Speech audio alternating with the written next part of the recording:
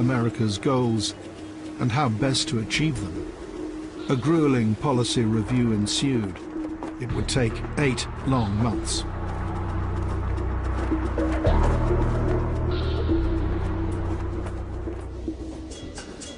In settings somewhat humbler than Air Force One, an equally bleak picture had been briefed to the British Prime Minister. I was on my way home for the weekend, and I'd got to Cardiff station and just got on the train that goes up the valley, and it was packed out. And suddenly the Prime Minister was on the phone, and you can't not take a call from the Prime Minister. Gordon Brown wanted Kim Hals's assessment of the Afghan government, led by Hamid Karzai. 7 years earlier, Karzai had been seen as Afghanistan's savior. I told him that we would find it increasingly difficult trying to argue the case for continued death and the maiming of our young people in Afghanistan when they were fighting to prop up a regime that was basically up to its eyeballs in corruption. These mansions had sprung up in a part of Kabul exclusively reserved for Afghanistan's military and political elite. Ordinary Afghans could only wonder how such luxuries could be afforded on a government wage. In early 2009, one of the US senators overseeing America's multi-billion-dollar investment in Afghanistan confronted Karzai in the presidential palace. The corruption in the country is rampant. Very frustrating to go there year in and year out and say, when is somebody going to jail in Afghanistan for ripping off the Afghan people? When is somebody connected to the highest narcotics dealer ever going to go to jail in this country? You said this to the President Karzai? Absolutely, just like I'm saying it to you. At the dinner table? Yes. State dinner table? Yes. How much longer are we going? The Afghan people are going to have to wait, and the world going to have to wait. Do you see things change here?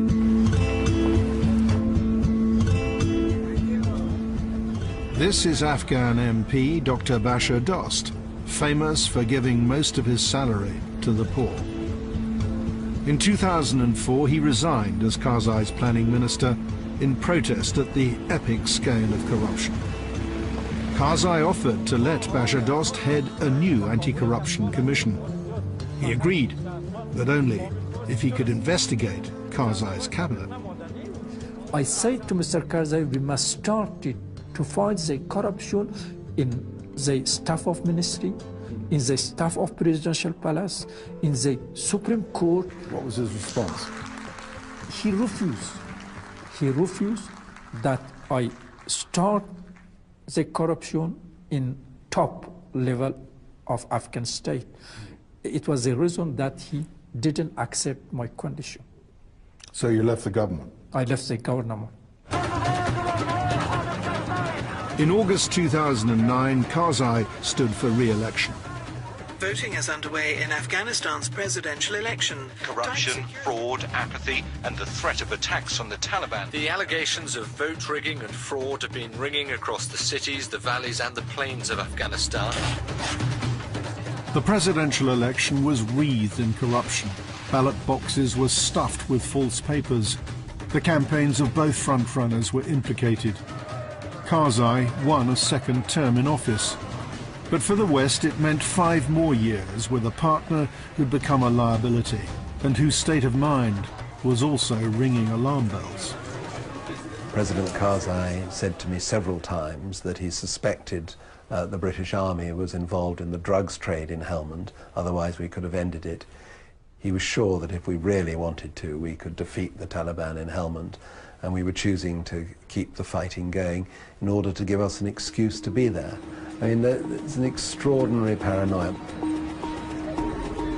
Afghanistan was beginning to look like just another tin pot dictatorship. In America, on the 1st of December 2009, the president announced the results of his long-awaited Afghan review. I want to speak to you tonight about our effort in Afghanistan and the strategy that my administration will pursue to bring this war to a successful conclusion. Increasingly brazen. After years of drift, America seemed to set its compass. It was getting out of Afghanistan, but not before having one last crack at the Taliban. If I did not think that the security of the United States and the safety of the American people were at stake in Afghanistan, I would gladly order every single one of our troops home tomorrow. To reverse the Taliban's momentum, the generals told the president there'd need to be a military surge. The president sent another 30,000 troops to war.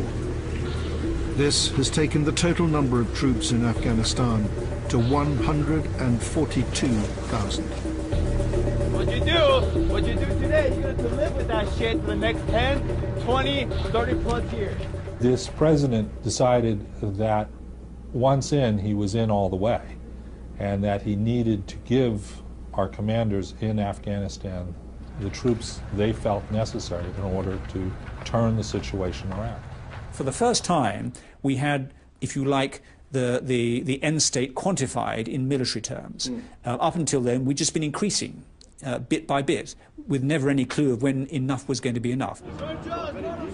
The Americans decided that to secure Helmand, 30,000 troops were needed. The most Britain could supply was 10,000. If the Americans hadn't gone into Helmand, there would have been a strategic defeat for the British Army. Well, there would have been an inability to get our strategic objectives secured because the force levels that were required were beyond us. I mean, that's not, I think, quite the same as a strategic defeat for the British Army. It's a strategic defeat for NATO, but the British Army would have done its job magnificently. The purpose of the surge is to clear ground held by the Taliban. Smoke it! Get, bitch!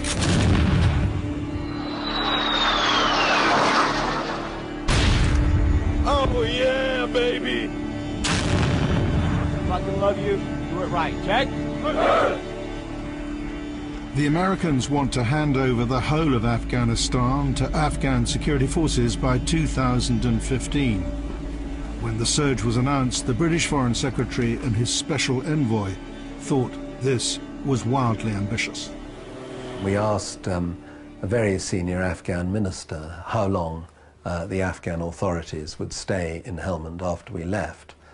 And the Foreign Secretary, David Miliband, was expecting an answer 3 years, 6 years, you know, however long it took. And the answer from this minister, very close to President Karzai, knows Helmand very well, his answer with a broad grin was 24 hours, Foreign Secretary, 24 hours. The Americans say that since then there's been much progress from a $12 billion a year training program. Yet they're building an Afghan army and police force whose cost neither they nor the Afghans can sustain. And corruption and drug taking are still endemic, even while on guard duty. Ultimately, as long as the Afghan government lacks legitimacy with the overwhelming majority, its security forces may not be able to hold the Taliban at bay. At the end of the day, if you're going to follow a counterinsurgency strategy, you must be true to its precept. And one of the principal precepts is, in a counterinsurgency, you're only as good as the government you represent and serve. And in this case, it's the government of Afghanistan. That is why the Americans say that US troops will only be withdrawn from combat by 2015 if the Afghans are capable by then of taking over. Not so the British. In May last year, Britain got a new leader.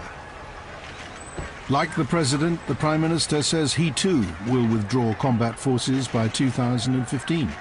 I believe the country needs to know there is an end point to all of this. So from 2015, there will not be troops in anything like the numbers there are now, and crucially, they will not be in a combat role. Unlike the American President, however, the Prime Minister intends to withdraw from combat by 2015 whether or not Afghan forces can prevent al-Qaeda returning to Afghanistan, even though that's always been the justification for our soldiers dying there. If the assessment, as at the end of 2014, is that Afghanistan hasn't been hardened against the return of al-Qaeda, might that deadline have to slip? No, the deadline is a deadline and it won't slip. We have paid a very, very large price in terms of the number of young men and indeed some young women that we've lost in Afghanistan, now over 360 people. And I think if you're going to maintain public support and backing for what we're doing, it's important to give people a clear idea that there is an end to this. There are lots of domestic political reasons why the Prime Minister has selected that option. And we're committed ourselves as the British Army to deliver against that timeline. And whether or not it turns out to be an absolute timeline or a more conditions-based approach nearer the time, we shall find out. So it's not an absolute commitment then, that we will get out of combat operations irrespective of the conditions on the ground? It's certainly the intention. The intention, yeah. But things could change. Well, things could always change. I mean, things change weekly in politics, in strategic issues. For some time, Britain's special representative to Afghanistan had been arguing the only way out was to start talking to the Taliban.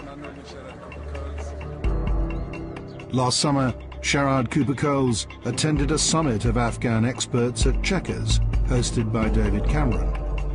Stabilizing Afghanistan isn't a question of pumping in more and more troops or training up a vast national army to garrison the country. It's arriving at a political settlement and then using military force to underpin that settlement, but not to deliver it. The simple conclusion that we came to is that most insurgencies down history and around the world have ended in two ways. One, with some military success, but secondly, with some political process and solution as well. The new Prime Minister decided it was time to take political risks to start talking to the Taliban. Last February, Washington agreed, something they'd previously opposed. The Americans say a Taliban team, including an aide to the leader Mullah Omar, are now engaged in exploratory talks.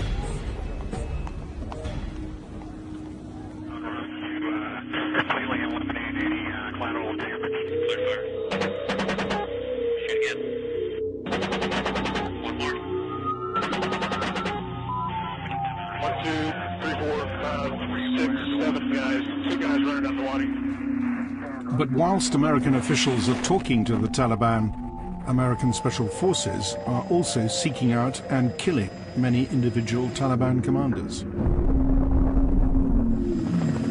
In a typical 90-day period, special mission units